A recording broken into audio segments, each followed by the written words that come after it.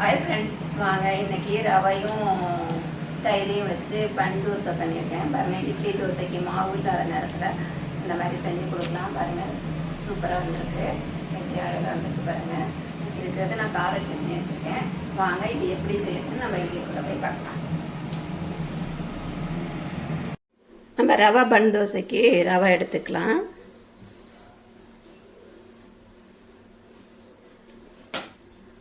நான் 1 கப்பு ரவை எடுத்துருக்கேங்க. அதே 1 கப்பால் தயிர் எடுத்துக்கலாம்.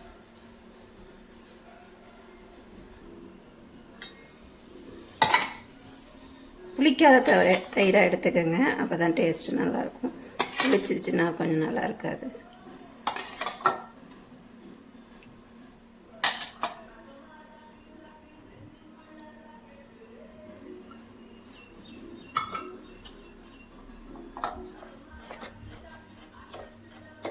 இது ரெண்டையும் கலந்து ஒரு 10 நிமிஷம் ஊற வச்சுக்கலாம்.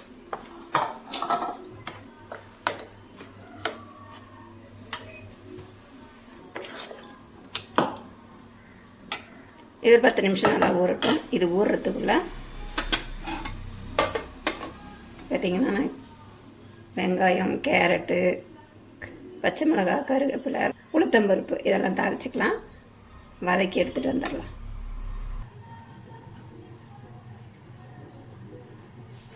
காஞ்சிருச்சு, கடுகு சேர்த்துக்கலாம். உளுத்தம்பருப்பு,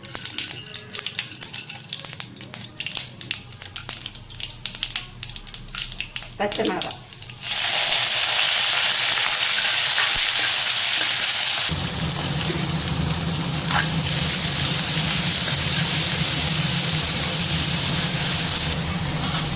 இது கூடவே ஒரு 1/2 ஸ்பூன் அளவு சீரகம் சேர்த்துக்கோங்க. லைட்டாக வதங்கினா போதும். இந்த மறுபடியும் நம்ம வேக தான் வைக்க போகிறோம். கருவேப்பிலை, கேரட்,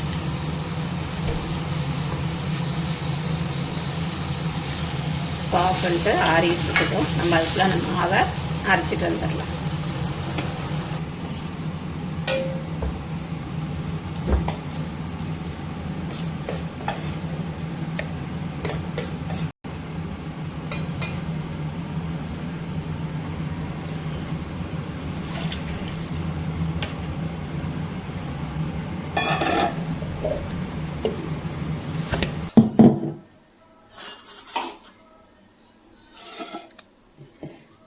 பாருங்கள், நல்லா நைஸாக அரைச்சிட்டு வந்தாச்சு. நல்லா ஊற வச்ச பாத்திரத்துலேயே ஊற்றிக்கலாம்.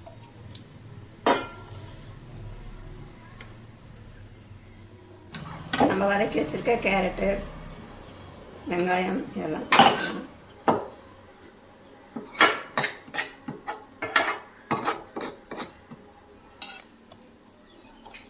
கூடவே கட் பண்ணி வச்சுருக்க கொத்தமல்லி, இதுக்கு தேவையான அளவு உப்பு சேர்த்துக்கலாம்.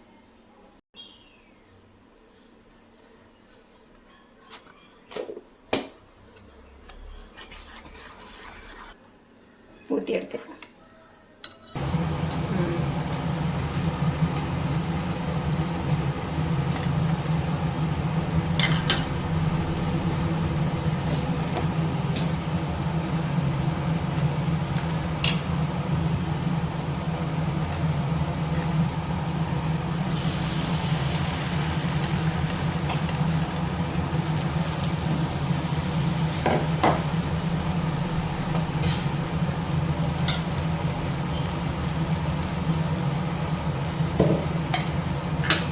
அதுதாங்க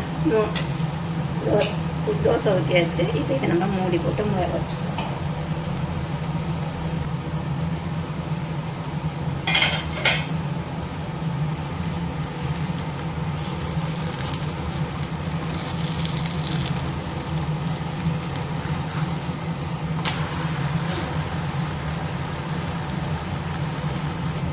அவ்வளோதாங்க, நம்மளுக்கு ரவாயையும் தயிரையும் வச்சு ஒரு பன் தோசை ரெடி ஆகிடுச்சு.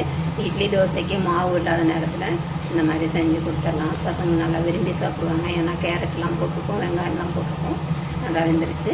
இந்த மாதிரி நீங்களும் ட்ரை பண்ணுங்கள். வீடியோ பிடிச்சிருந்தா லைக் பண்ணுங்கள், ஷேர் பண்ணுங்கள், கமெண்ட் பண்ணுங்கள். மறக்காமல் கலை கிச்சனை சப்ஸ்கிரைப் பண்ணுங்கள். அப்போ தான் நான் போடுற வீடியோ உங்களுக்கு ஒன்றைக்கு ஒன்று வந்து சேரும். இன்னொரு வீடியோவில் சந்திப்போம். டாடா பாய்.